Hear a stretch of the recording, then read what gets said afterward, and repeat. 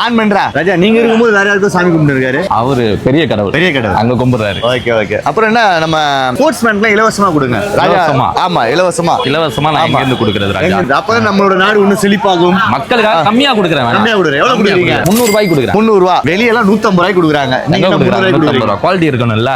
Quality ஏதோ ஒன்னு தூக்கி கொண்டாந்து வச்சுட்டு விப்பாங்க 150 ரூபாய் 100 ரூபாய்ட்டு.